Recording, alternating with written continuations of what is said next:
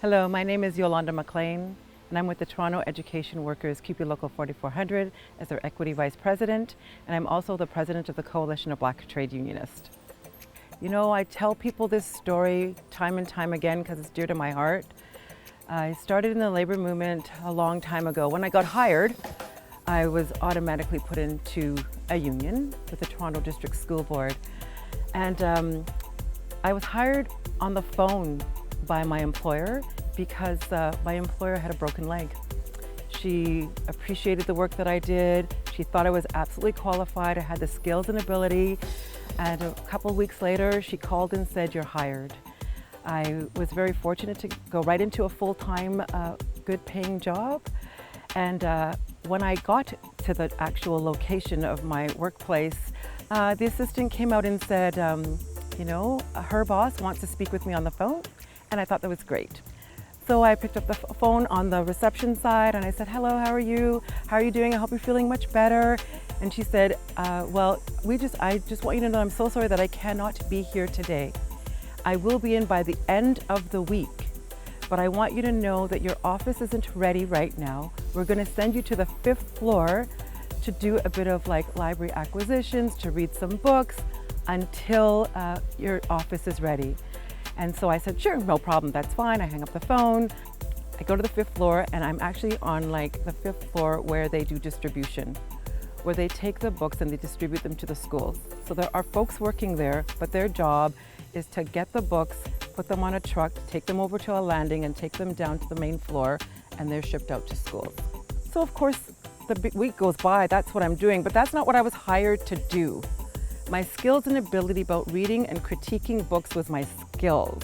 I found that really odd, but I didn't mind because my boss wasn't there. Friday comes, she calls me, she says, "They say you're doing a great job there. Do you think you can continue to do that work for 3 more weeks?" And I said, new, young, naive, I said, I guess so. I'm okay, yes. I end up having lunch in my 4th week in a corner, and I just start to cry. I don't know what comes over me, I just start to cry. A gentleman, an ally, and a woman, ally, they come towards me and they say to me, "Why are you crying?" And I said, "I don't think I'm supposed to be doing this job. I'm ready to go back downstairs, but my office isn't ready." And they said to me, "What office?" "The office on the 3rd floor in acquisitions." And they said, "The floor is done. Like, we're not renovating or anything. And you know what? We're going to help you go back down there." My ally said, "You have a union. We'll take care of this. You come with us."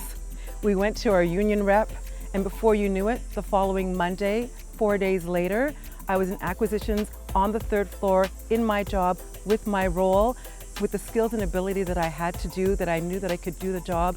You know, sometimes when we feel like we don't know where else to go and we don't know how else to manage and survive, we have to rely on each other to make gains, and that's why I love what I do now, especially as the president of the Coalition of Black Trade Unionists. I got into this as a leadership role because I know for myself, and I say this every single day, and I think I say this in every single speech I do. If I can just help one person the way I was helped, just one person each day, I know I've made a difference. And I think that's what makes me want to continue to do the work that I do and not call it my job and my work, but to call it my passion and to call it, you know, my journey into life. And I'm not doing this for me, because I said this in my beginning question. It's not for me, but it is for generations to come that we can make gains.